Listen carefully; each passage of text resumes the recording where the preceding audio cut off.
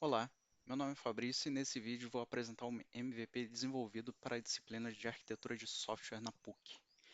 O objetivo da aplicação é resolver um problema comum do dia a dia, o controle de gastos pessoais, especificamente quando estes gastos envolvem múltiplas moedas. A aplicação permite que um usuário registre seus gastos, categorize essas despesas e visualize relatórios e dashboards consolidados, sempre garantindo que os valores apresentados estejam corretos, mesmo quando dependendo de cotações externas.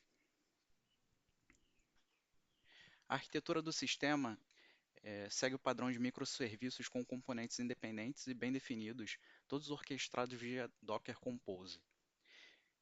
Temos uma página SPA, o Single Page Application, que ela se conecta a duas APIs, uma API de moedas, a Currency API, e uma API de controle de gastos.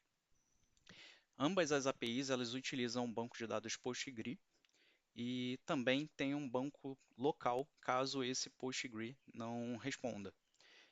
O banco PostgreSQL é o único persistido, ele foi criado dentro de um volume, porque os dados no banco SQLite eles são apenas para servir enquanto o banco PostgreSQL tem algum tipo de manutenção. Também está integrada nessa aplicação uma autenticação com Microsoft Entra ID. Então, o usuário, ele, ao acessar a página e não estiver autenticado, ele é redirecionado, ou ele clica no botão e é redirecionado para o Microsoft Entra ID, onde ele entra com seu usuário e senha e recebe um token de acesso para chamar as APIs. Falando um pouquinho da API externa, para esse serviço de moedas a gente usa duas APIs principais, a Frankfurt API e a Awesome API. Inicialmente estava utilizando a Awesome API para pegar todas as moedas possíveis e as cotações, e em seguida a gente notou que ela estava bem degradada, tinha muitos gaps com relação a dados, então a gente utilizou uma mais voltada ao mundo corporativo, que é a Frankfurt. Ambas as APIs são gratuitas, então tem o licenciamento MIT. E foi implementado um serviço de cacheamento. Para quê? Para não ficar fazendo milhares de requisições a essas APIs, sendo que a gente já tem chamadas cacheadas aqui na arquitetura. Então, essas chamadas, toda vez que uma chamada é feita, o sistema primeiro ele consulta do banco de dados para verificar se essa chamada já foi feita anteriormente.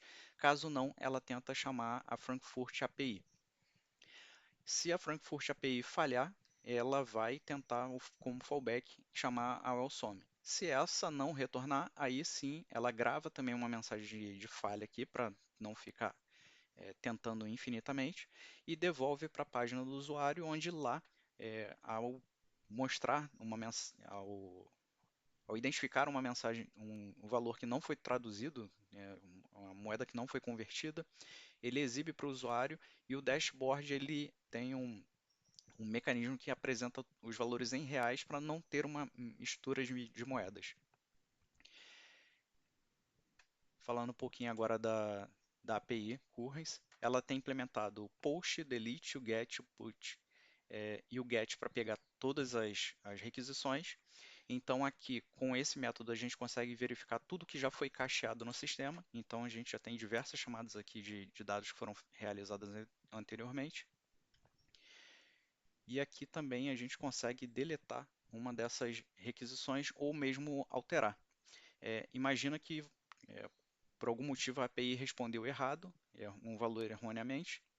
Eu posso vir aqui remover para que ele seja feito novamente, ou eu posso simplesmente vir aqui e atualizar esse dado também.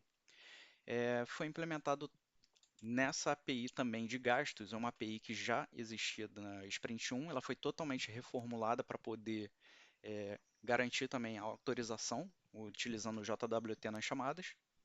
Aqui eu já estou autenticado com o usuário e vou mostrar que a API de gastos aqui, executando, eu tenho as mesmas respostas aqui.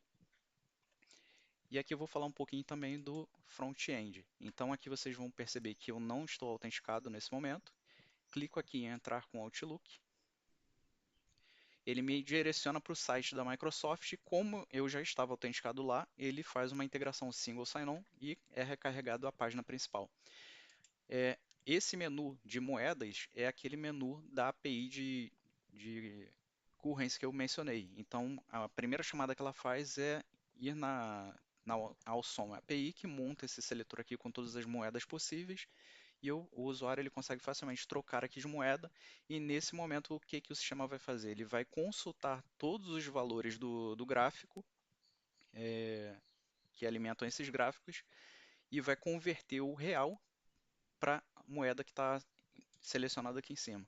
Eu vou alterar para aqui para BNB, porque especificamente essa moeda não tem todos os valores gravados lá nos sistemas, então ele mostra aqui em BRL, né, que é o real brasileiro, e informa essa mensagem de erro quando isso acontece. E aqui eu vou fazer o logout e sair do sistema. Obrigado.